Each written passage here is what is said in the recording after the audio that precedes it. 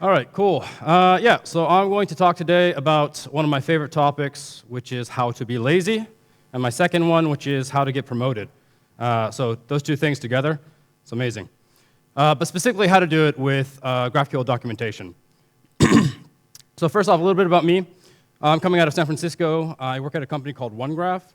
I won't really talk about it today. All the stuff that we've built is open source that I'm going to show today. So we'll just talk about that. Previous life, I used to run engineering for a payments company.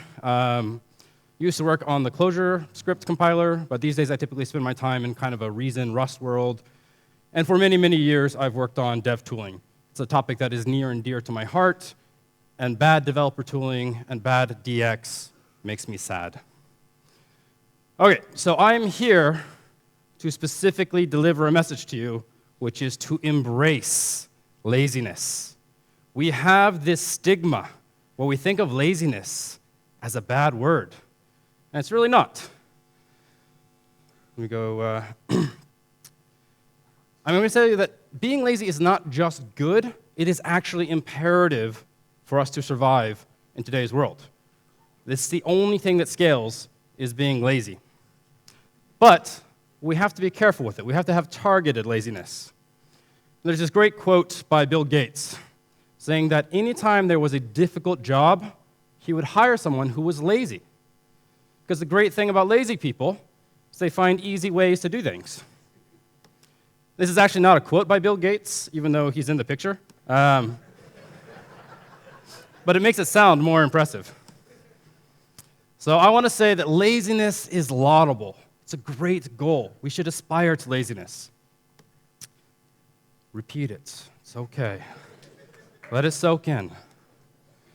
And for those of you who are skeptical, I actually have mathematical proof here that laziness is good.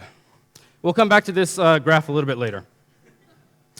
I want to start with a story about APIs. And it's about the same API, but it's from two different perspectives. I'm going to start from the perspective of an API provider. An API provider creates an API, they put it out to the world, it's used, they monitor the success factors with it, and they iterate on it. They have a little cycle that they work with. And every API provider knows that APIs are made of three basic things. That is blood, sweat, and a lot of tears. And it's a little bit sad, because an API provider puts a lot of work in. But as consumers, we sometimes think, like, what is it that API providers do, right? Like, they take some JSON, they put it up somewhere. What's the big deal? But if you think about like what an API provider actually does, it's tremendous. They have to research and deeply understand a domain model that is incredibly nuanced, lots of edge cases. Think about payments or booking hotels or trains or planes. And then they have to think about how to model that in a way that actually eliminates these edge cases, that simplifies the fundamental complexity of the problem into something that the rest of the world can consume. They are effectively our shields, right? They shield us from all of that nastiness underneath the API. And this is before they program. They just have to think very hard about how to model their API appropriately. Then they have to go ahead and write some code and deploy it. They have to tell people that this code exists and how to use it.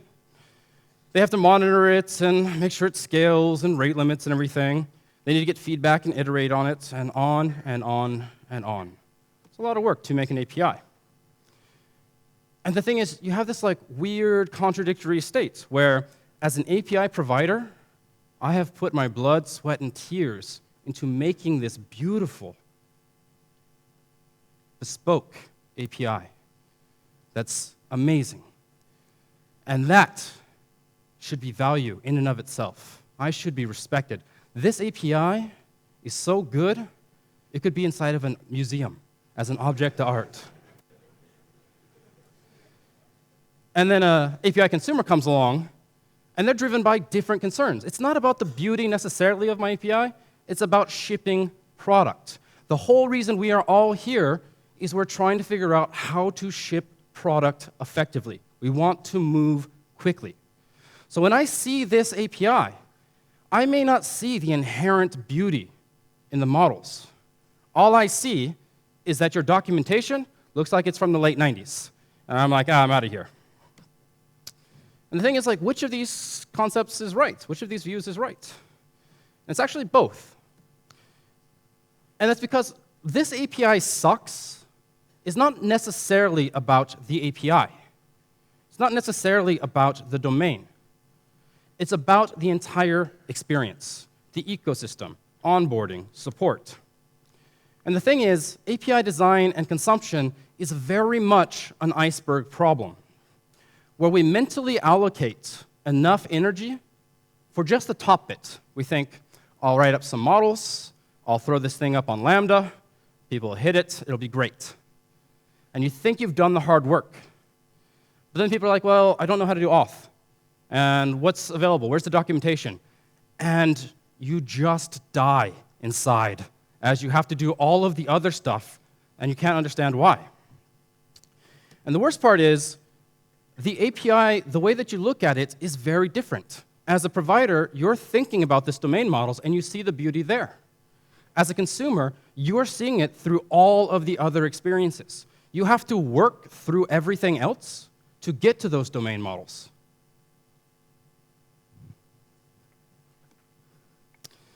And this only gets worse as you start to scale out. Show of hands, who has ever written an API?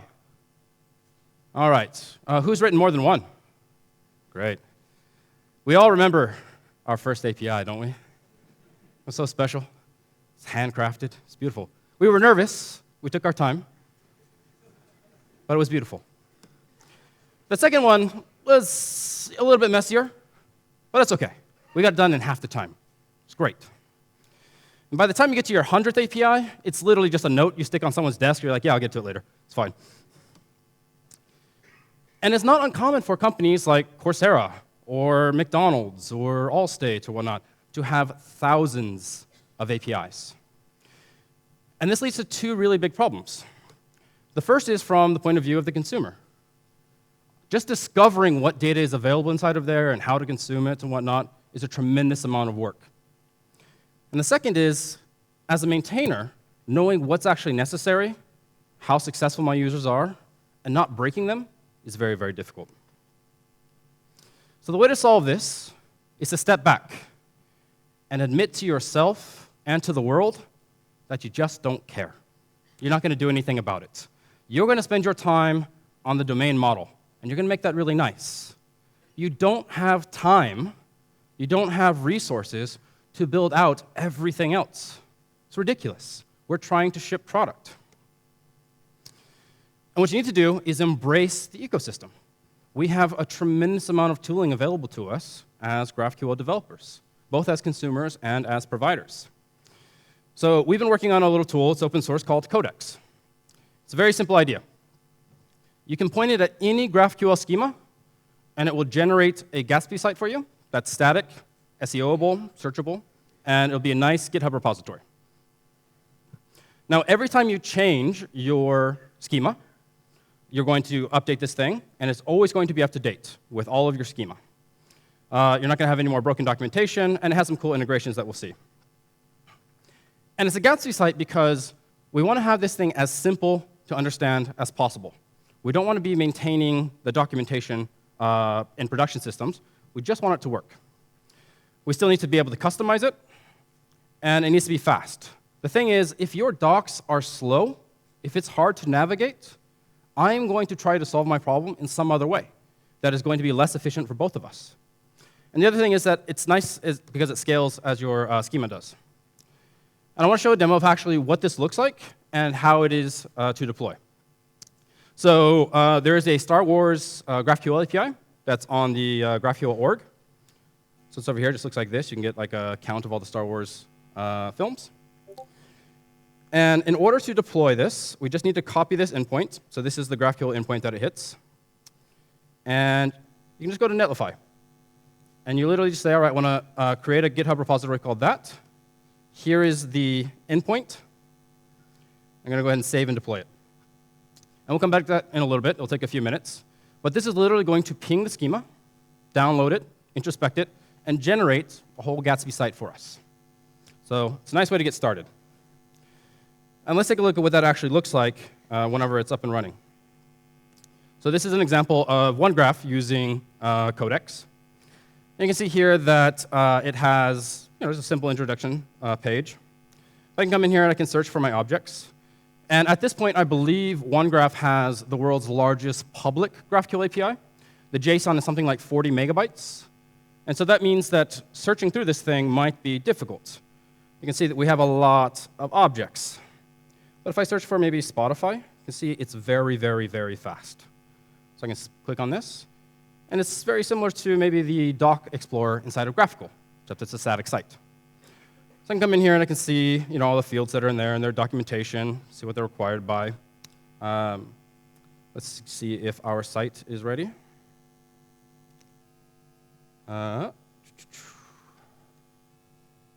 Still deploying. It takes a little while. All right. So the idea is we can generate the site very quickly, right? This is a nice start because now Google can see it. People can Google for your API and start seeing what's available inside of there without firing up GraphQL or whatever else might be. The thing is, your schema is not documentation. It's something, it's useful, but it's not documentation. And to show an example of this, I want to take a look at Facebook. Let's say, for example, you've been hired at Facebook, and you're really excited. And someone asks you to implement the like widget. You need to, somewhere inside of the Facebook website, you need to implement like.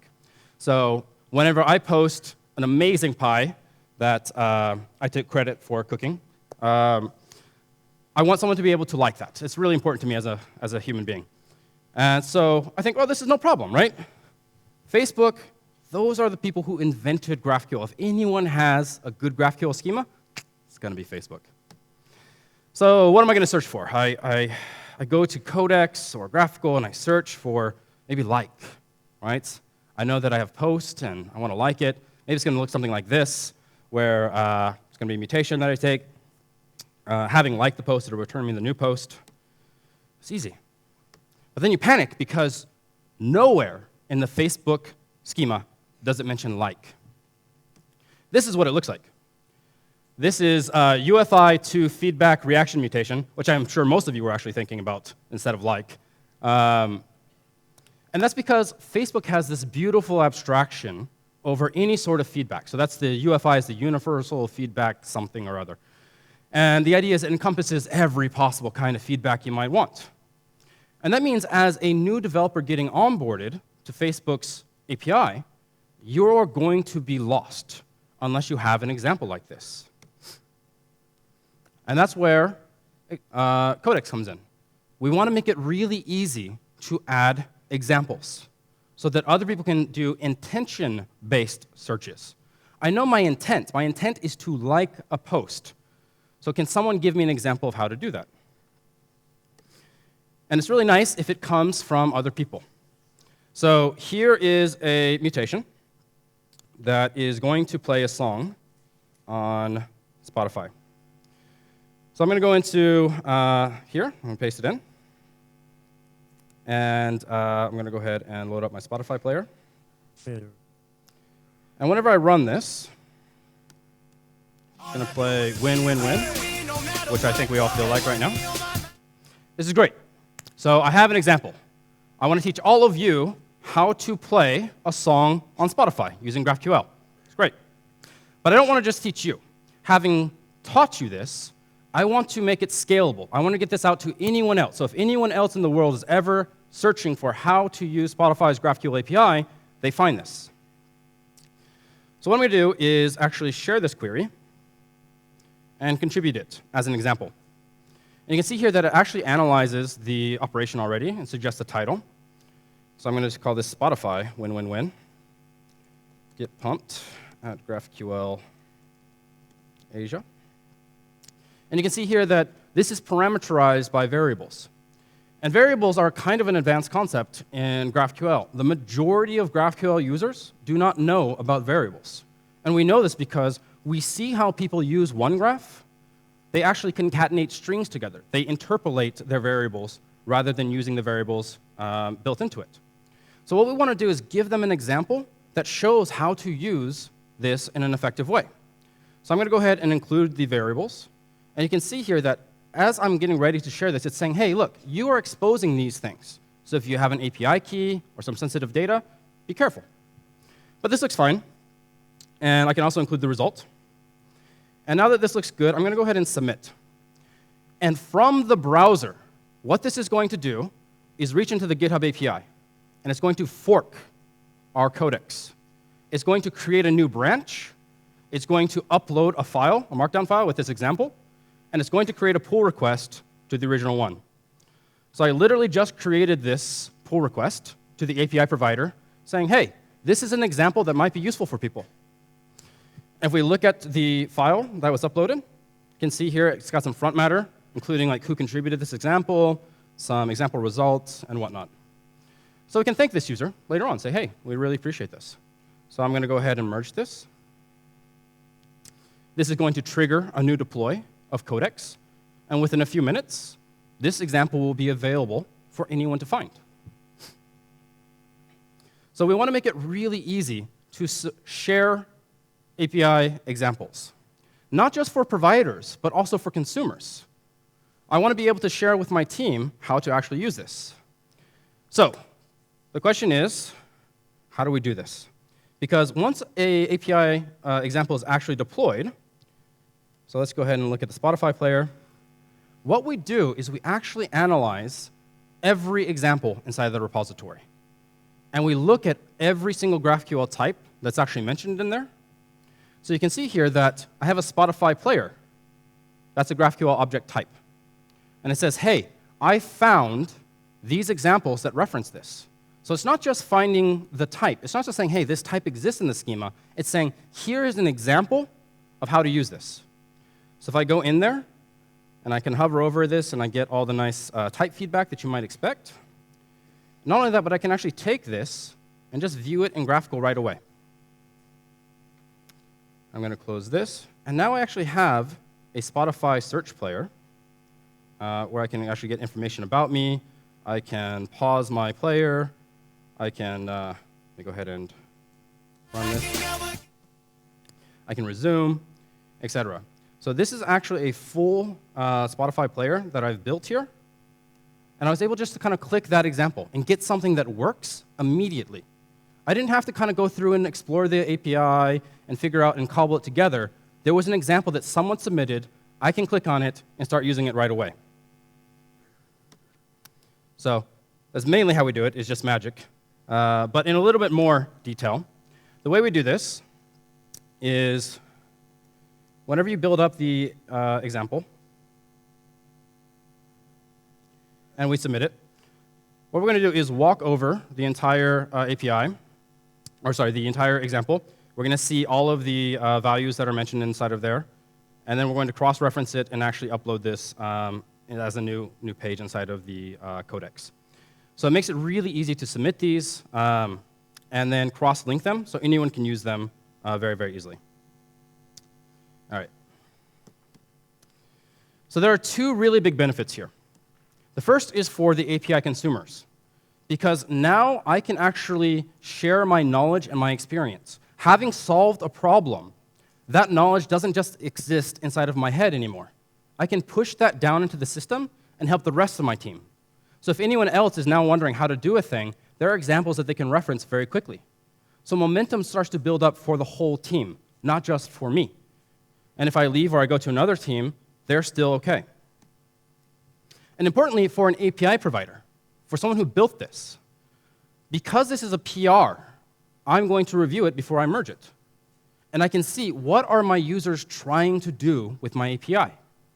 And this is incredibly important, because what we want to do is design very general APIs that can handle lots and lots of use cases. We want to make every use case possible. The challenge with that is we end up with an API that's kind of good for nothing in particular. Everything is kind of work. And so whenever we see intentions coming in from these examples, maybe we see that in order to do a Spotify player, It takes 3 mutations in order to do a kind of thing that might be common. And I can say, OK, what this person wants to do is build a Spotify player. I'm going to make that easier. I'm going to build a custom mutation that will make that more direct for this specific use case. So we can mold our general APIs that make everything possible into specific ones that make specific use cases that are common enough easy. It's basically product feedback in an API. And that's where this cycle comes in, because this allows us to get this in front of people, start analyzing their usage, and then optimize our API and get more and more feedback. And all we're doing is giving them the ability to easily provide examples. Right? We're not working hard. We just say, hey, if you want to submit this, it's easy. So this is all open source. And the thing is, like, there are other parts of the ecosystem in here as well. GraphQL Codex is just one part. GraphQL's introspection makes so many cool tools possible. And we talk about this as like the API to app lifecycle. And the thing is, as a newcomer to your API, I'm trying to figure out what data do you have that I care about, or what actions can you do that help me. Those are the only 2 things that your API can offer that has value for me. And GraphQL, like the GraphQL Explorer, makes it really easy to explore this, even if I don't know GraphQL. I can express my intention for what data I want, and I can kind of quickly build that out. Or I can search for those examples. For example, maybe I want to get some information on a GitHub pull request, and I find this example, and I say, yeah, that's what I want. That looks great. And then I click on that, and I'm taken inside of GraphQL. And I can immediately start getting data. I can play with this and build up my API queries. I get data back, and I say, this looks great. And I can take that, and we can do code generation on top of it, and actually generate a full React application. So now, as an API provider, you have actually walked me through discovering the data that's available in your API, showing me examples of how to do things that I might want to do, exploring it, iterating, and getting this into a useful context, which is probably my app. So to give a concrete example, let's take a look at this Spotify player again. And what I'm going to do is copy this, and I'm going to paste it inside of here and show the code exporter.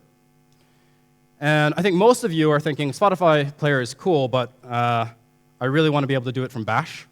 So what we do here is we actually analyze all of the example operations, and we generate a full Bash application. So you can control your Spotify player from Bash. But if you're a little bit more hipster, maybe you're thinking, well, JavaScript's more my thing. We'll actually analyze this and generate a full React application with all of the best practices embedded, including auth. So I can just click a button here and say, I want to create a code sandbox that has all of this stuff created already. So you can see here that this has generated a new React application. So we'll give this a second. And if I run, for example, pause, so let's do resume. So let's do query. So I'll log in. So now I'm able to run my queries. Let's do Spotify, get it going. Better. And now whenever I run, for example, next, that's going to work, or I'll get to that. And I can do, for example, refresh and do resume. So now I have a full GraphQL Spotify player that I was able to build just from an example. So I can take this thing from the docs and get a living, breathing React app that I can now work and tweak on. I can always be successful every step along the way. Everything works. It's all coherent together. And this goes further. There are so many layers here that GraphQL enables this kind of thing, right? Docs and IDEs and code generation. This is stuff that you as an API consumer want and you as an API provider do not want to build. You cannot build this. None of us have the resources to build all of this stuff. We have to be lazy and embrace the ecosystem. So I want to summarize that GraphQL Codex and the open source tooling that the GraphQL community has been building has impact on multiple levels. In particular, teams can share their knowledge with one another and build up momentum and become more effective as a unit. API providers are able to develop empathy. One of the biggest problems with APIs inside of big companies is that the consumers and the providers do not have constant contact. It is very hard for people to know, are my API consumers happy? Are they using this successfully? Or when they go to lunch, do they all talk about the things they'd like to do to me? And seeing the team share the examples with one another, seeing their intentions, means that I can incorporate that into my API design and make them happier, make them more successful, and ship more product, which again is everything that we want to do. And this is incredibly important for internal APIs, but it is absolutely critical for public APIs. So I hang out on Twitter and I watch a lot of people asking questions about GitHub's API. How do I do this? How do I get the content of a GitHub file or get some information about a pull request or whatever? And every time one of these questions is answered, that effort is lost. It's just a sigh that escapes into air because it's not captured anywhere, right? Like, you would be better off spray painting the answer on the wall than putting it inside of Twitter for how likely people are going to find it. And the thing is, this is GitHub. GitHub has 39 million users. So there are enough users where they can actually support each other and help each other here. Your API will not have that. So you really need to have high leverage ways of sharing examples that are going to help. And the other thing is, every time you deploy now, every time you make a change to your schema, GraphQL Codex is going to reindex all of the examples. And it's going to tell you if you broke something. If you broke something that someone is trying to do, you will know it. And you'll either deprecate the example or you'll roll back your breaking change. But either way, you'll never have out-of-date documentation. And documentation that is wrong is one of the most disrespectful feelings as a consumer. When you go there and you put in your time and your effort and you follow the docs, and it turns out they're out of date and it doesn't work, and you go to Stack Overflow and there's a fix, you feel very upset. So you always want your docs to be correct. So a few things we want to do in the future here that we plan on adding. Right now we link those examples into GraphQL. It'd be kind of cool if we just had GraphQL directly inside of the page. So you could just take those examples and start running them. And then you could just generate a React component directly from the example inside of the docs. Because this is a Gatsby site, it's very easy to just add tutorials and long forms, right? It's just markdown files and a separate folder. So being able to actually have this whole coherent API documentation system that, again, is SEOable, searchable, cross-linked, becomes very easy. We want to do changelog generation. Because we are checking your schema on every push, we know all of the changes. So we could just generate a very nice changelog of what has been added, what has been removed inside of your API in an automated way. And then do things like generate an RSS feed. So GitHub has this, but GitHub spent effort to generate a really nice tool. And the rest of us don't want to have to do that. Another thing that I'm really excited about here is living documentation. We can actually take examples and expose them to users. And then what we want to do is actually see how often are they being run in production. And based off of production information, we can actually resort the documentation so that the more popular examples are at top. Or maybe we tag our clients with enterprise user or hobby developer, or whatever it might be. And we can actually show you the correct popular examples for your segment. So the documents can actually live and respond to what people are doing.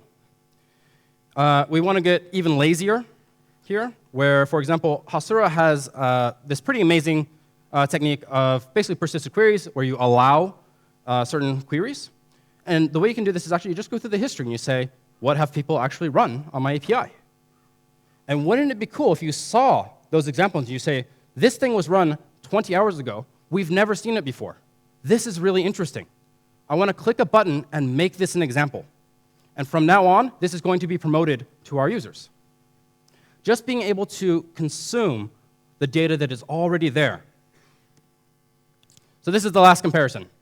Told you I'd come back to my math graph here.